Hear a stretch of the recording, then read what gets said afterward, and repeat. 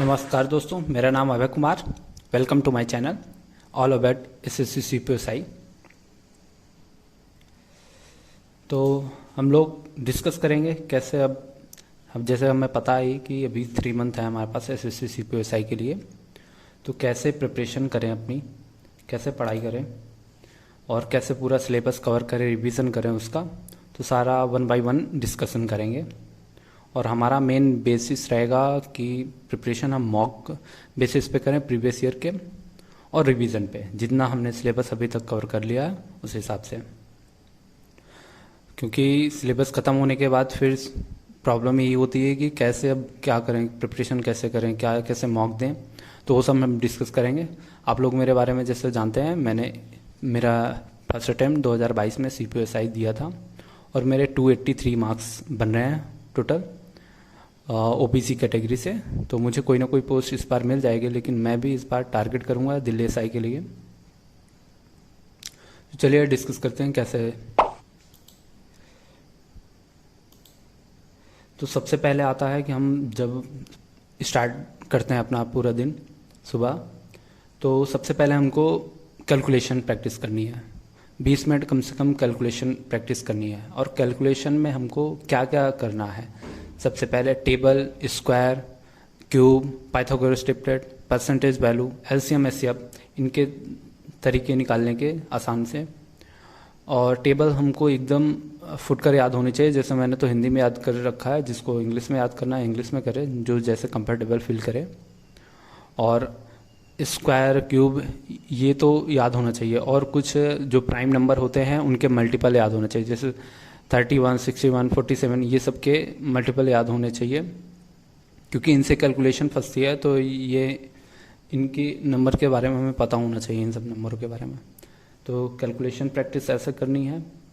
और फिर हमें सबसे ज़्यादा इसमें एसएससी सीपीएसआई में 250 नंबर का तो इंग्लिश का होता है पूरा वेटेज, और बाकी नंबर पे होते हैं 150 नंबर पे मैथ्स 50 नंबर, रीजनिंग 50 और जीएस 50।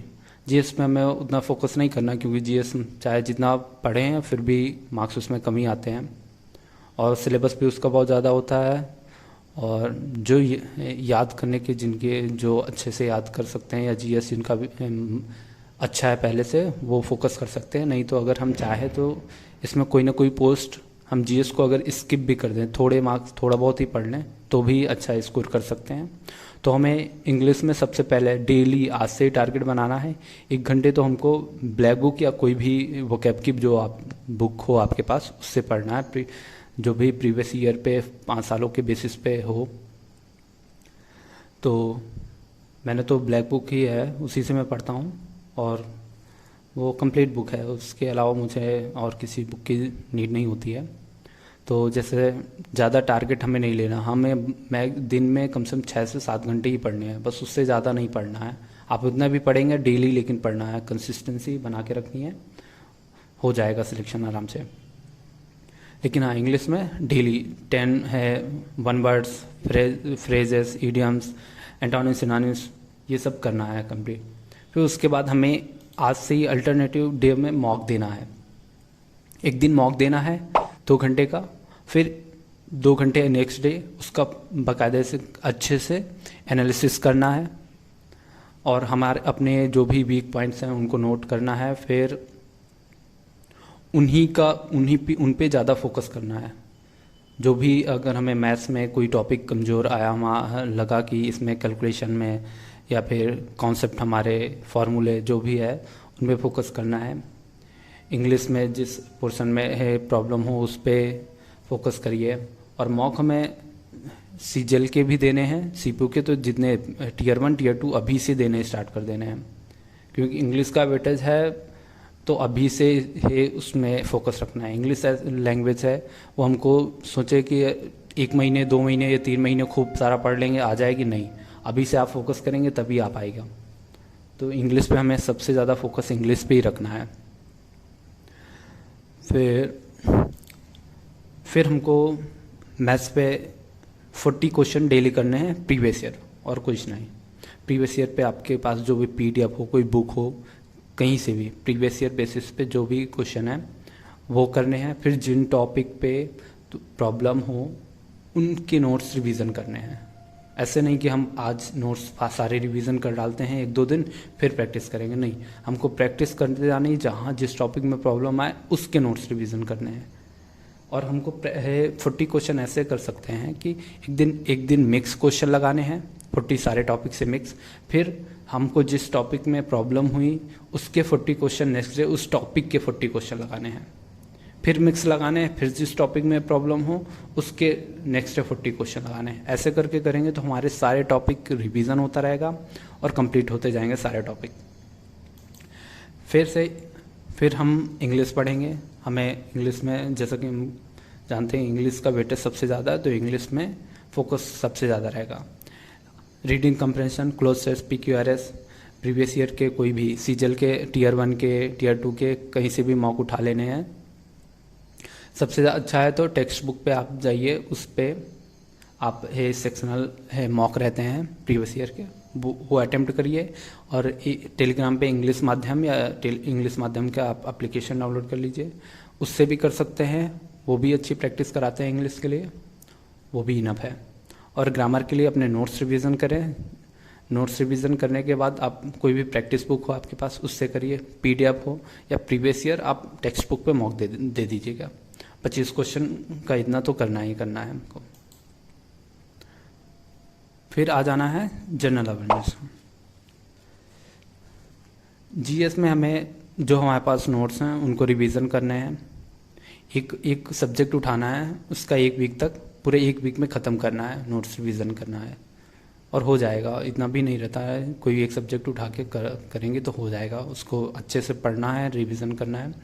फिर उसके उसी टॉपिक जो पढ़ रहे हैं उसके टॉपिक वाइज करें, या फिर उस सब्जेक्ट के 25 क्वेश्चन कहीं से अटेम्प्ट करें, या 25 क्वेश्चन आप ऐसे भी अटेम्प्ट कर सकते हैं कि टेक्स्ट बुक पे जाइए, उस पर अटेम्प्ट करिए प्रीवियस ईयर पे।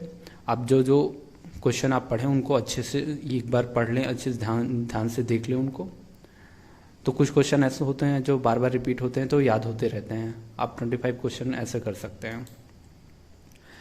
फिर हमें रीजनिंग पे हमें, अगर हम सिर्फ प्रीवियस ईयर डेली 25 क्वेश्चन करते रहें, CGL के प्री के आप उठा लीजिए 25 क्वेश्चन, वो कंप्लीट करिए।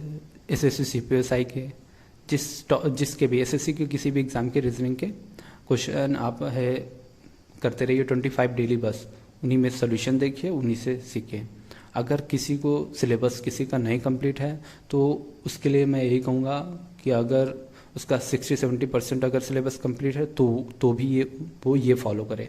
अगर 50% है सिलेबस तो पहले तो फोकस करना पड़ेगा सिलेबस पे, वो अपना सिलेबस अभी सबसे पहले कंप्लीट करे कहीं से।